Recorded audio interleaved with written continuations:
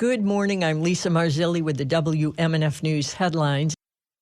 Assessment and cleanup is continuing today in North Florida and across the Bay Area following Hurricane Idalia. The Category 3 hurricane made landfall yesterday morning at 7:45 at Keaton Beach in Taylor County with 125-mile-per-hour winds. It then barreled through Georgia and the Carolinas and is now headed out to sea.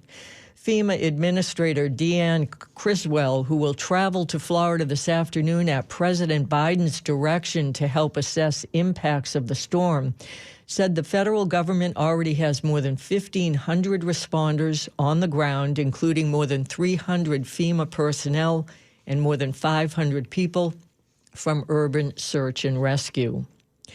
Hours after Hurricane Idalia struck Florida's Big Bend area yesterday, Governor Ron DeSantis addressed what he said were reports of looting in the town of Steinhatchee.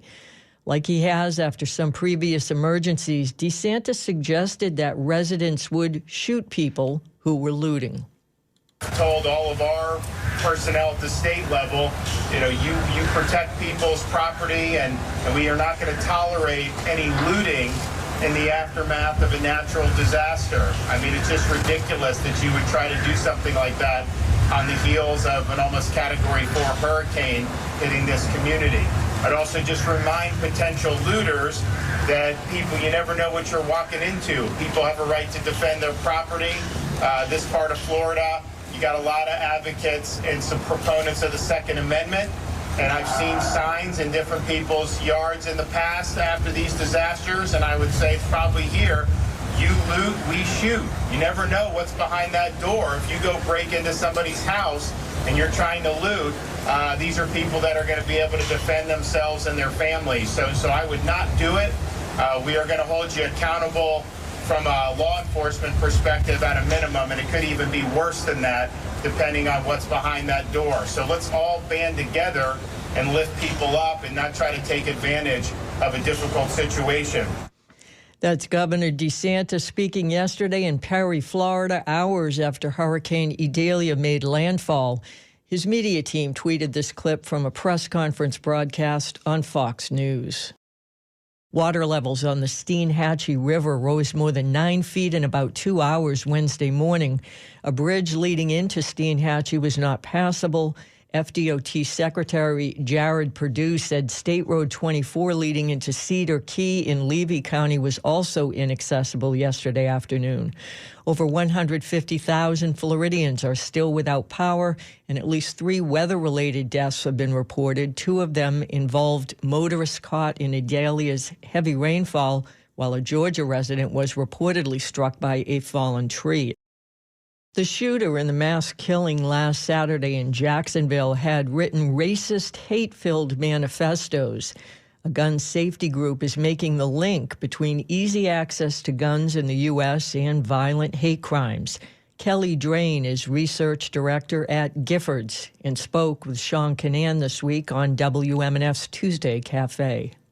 One is that we know that a large percentage of mass shootings and gun violence in general is connected or has some connection to hate.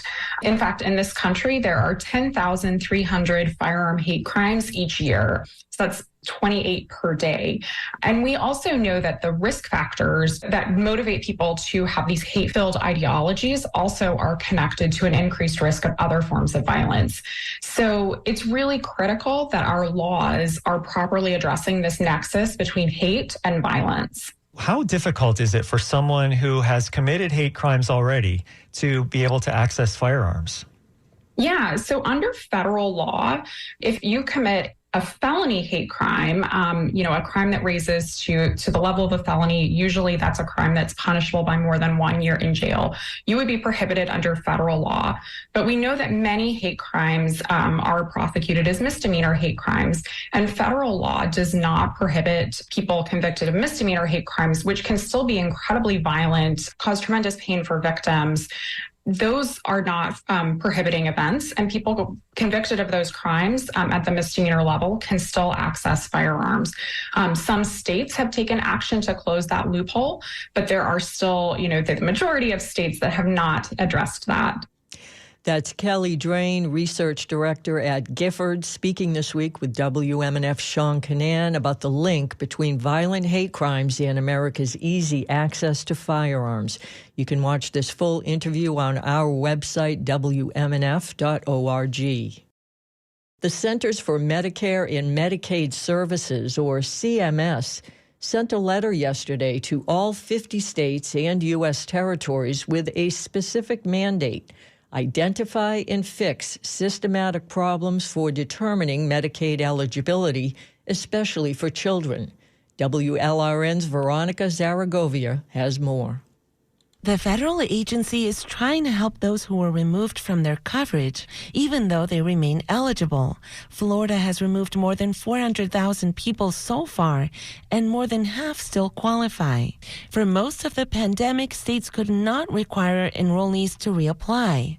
Now, CMS is challenging states where enrollees are falling through the gaps, whether it be missing paperwork or personal information that hasn't been updated, and to pause disenrollments until state Medicaid agencies fix the problems. In a recent email to WLRN, a spokesperson for the Florida Department of Children and Families wrote that CMS had already approved the state's roughly year-long redetermination plan.